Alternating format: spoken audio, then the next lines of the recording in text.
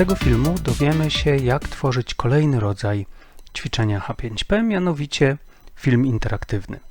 Natomiast najpierw zobaczmy, jak wygląda taki film interaktywny i na co nam pozwala. Film interaktywny jest to wideo, które najczęściej jest zagnieżdżone na platformie albo z serwisu YouTube, albo na przykład z serwisu Vimeo. Natomiast za pomocą narzędzia H5P możemy dodać do tego filmu swoje własne elementy interaktywne, które spowodują, że będzie to pełnoprawny materiał dydaktyczny.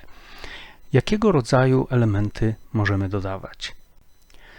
Przede wszystkim w trakcie odtwarzania takiego filmu możemy studentom przedstawić menu, za pomocą którego będą mogli przeskakiwać do dowolnego fragmentu, do części filmu, które wyróżniliśmy. Możemy również w wybranych fragmentach filmu, w wybranych momentach dodać do tego filmu dodatkowe informacje, tak żeby uzupełnić to, co jest pokazane czy opowiedziane na filmie, jakimiś informacjami, których tam brakuje. Zauważmy, że podczas wyświetlania takich dodatkowych informacji możemy albo spowodować, żeby film biegł dalej, albo też możemy spowodować, żeby film został wtedy zatrzymany i żeby łatwiej przyciągnąć uwagę studenta. Dodatkowo możemy dodawać pytania sprawdzające, czyli podczas oglądania filmu studenci będą mogli odpowiadać na pytania i znowu albo film może trwać i przez kilka sekund będzie widoczne pytanie sprawdzające, albo możemy spowodować, że film zostanie zatrzymany i dzięki temu łatwiej będzie studentowi zorientować się, że czeka na niego jakieś pytanie. Tak jak w tej chwili.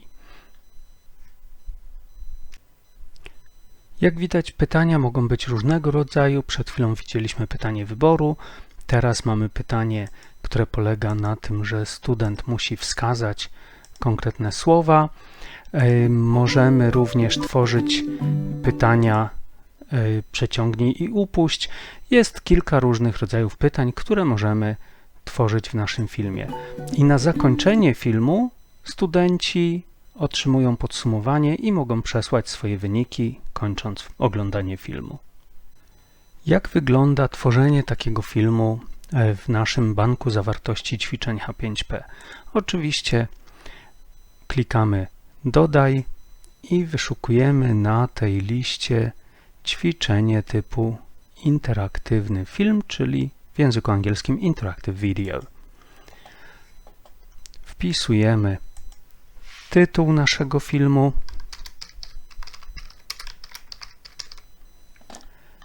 i w tym miejscu umieszczamy link do naszego wideo, które odnaleźliśmy na przykład w serwisie YouTube. Wklejamy link w tym miejscu i możemy zacząć dodawać interakcje albo klikając ten przycisk, albo przechodząc na następną zakładkę. Zacznijmy od stworzenia w naszym filmie menu nawigacyjnego dla studentów.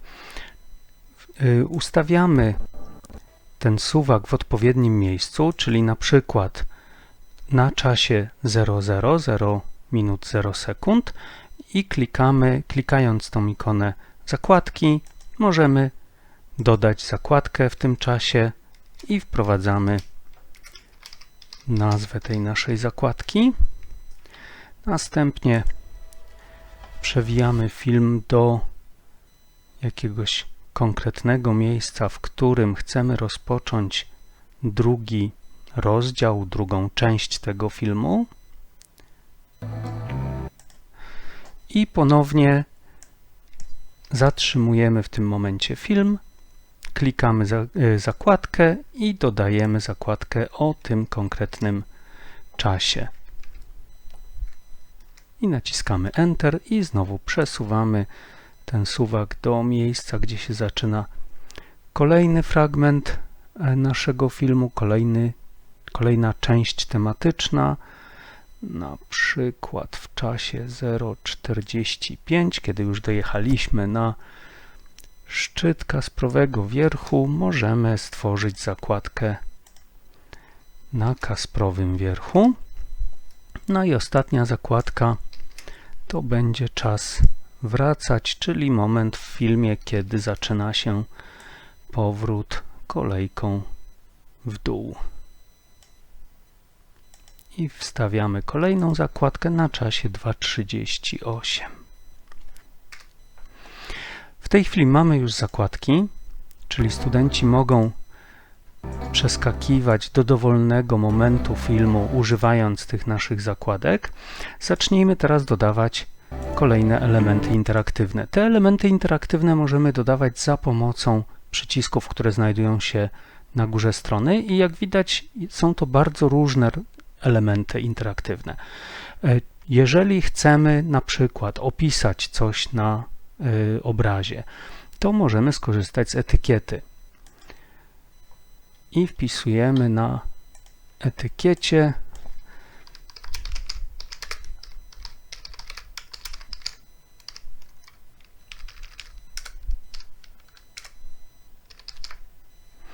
Górna stacja kolejki i uwaga, ta etykieta będzie wyświetlana od aktualnego czasu filmu, czyli 47 sekund, wręcz tutaj jeszcze są tysięczne sekundy, ale możemy je skasować. I jak widać, będzie ta etykieta widoczna przez 10 sekund. Możemy spowodować również, że zostanie zatrzymane wideo w tym czasie, albo pozwolić, żeby wideo nadal było kontynuowane. I klikamy gotowe i nasza etykieta jest umieszczona. Już możemy ją przenieść w odpowiednie miejsce, tak żeby z jednej strony wskazywała bezpośrednio na ten element, o który nam chodzi, a z drugiej strony, żeby była dobrze widoczna. Jeżeli chcemy dodać tekst, który nie będzie widoczny od razu na filmie, tylko trzeba będzie kliknąć, żeby się coś więcej dowiedzieć, to możemy wtedy do naszego filmu dodać nie etykietę, tylko pole tekstowe. Czyli w tym miejscu na przykład przy tym obserwatorium meteorologicznym możemy wstawić pole tekstowe, czyli w 48 sekundzie się to będzie pojawiało i będzie widoczne do 58 sekundy i będzie to widoczne w formie zaproszenia. Etykieta będzie opisana, czy wiesz, co to za budynek, natomiast sama treść tego panelu z dodatkowymi informacjami będzie wprowadzona w tym miejscu. I po kliknięciu gotowe mamy etykietę, którą możemy umieścić w odpowiednim miejscu, tak żeby po kliknięciu student zobaczył ten tekst wyjaśniający, co to jest za budynek. Kolejny rodzaj interakcji, który możemy wprowadzić do naszego filmu, to jest na przykład pytanie sprawdzające, czyli gdybyśmy w tym momencie chcieli zapytać o to, jaki szczyt widać w tej chwili na ekranie, to możemy dodać jedno z pytań sprawdzających. Oczywiście tych pytań sprawdzających, jak widać, jest kilka różnych rodzajów. Użyjmy pytania wyboru albo pojedynczego, albo wielokrotnego. W tym przypadku pojedynczego wyboru. Klikamy na tym przycisku. Nasze pytanie pojawi się w 1 minucie i 26 sekundzie. Oczywiście możemy te setne sekundy zostawić, albo możemy je skasować. Tym razem spauzujmy wideo, tak żeby studenci na pewno zdążyli zauważyć, że się pojawia coś na ekranie i że powinni na to kliknąć, żeby odpowiedzieć na pytanie. A skoro pauzujemy wideo, to nie ma potrzeby, żeby to zaproszenie do pytania było widoczne przez 10 sekund. Tak naprawdę możemy zostawić, żeby to zaproszenie było widoczne przez tak naprawdę 0 czasu, czyli od minuty 26 do minuty 26. Będzie wyświetlane zaproszenie. Jako etykietę możemy napisać na przykład odpowiedz na pytanie. Wprowadzamy treść naszego pytania. Powinniśmy też wprowadzić, oprócz samej etykiety, powinniśmy też wprowadzić tytuł naszego pytania, czyli niech to będzie na przykład po prostu pytanie.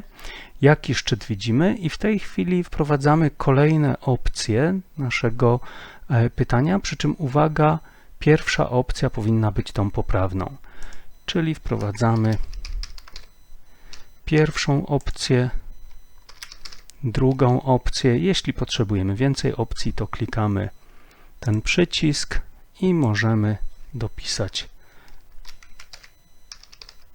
kolejną opcję.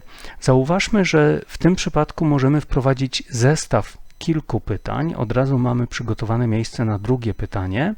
Jeśli nie chcemy mieć dwóch lub więcej pytań na jednym ekranie, to możemy ten element usunąć. Gdybyśmy chcieli więcej pytań niż dwa, to wtedy używamy tego przycisku.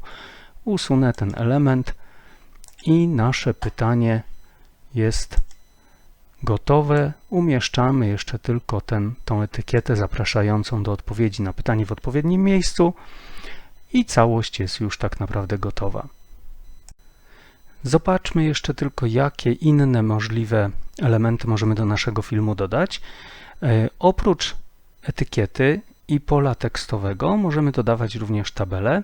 Możemy dodawać linki, gdybyśmy chcieli na przykład w trakcie filmu odesłać studentów do jakiegoś zewnętrznego serwisu internetowego, gdzie mogą się dowiedzieć coś więcej na dany temat.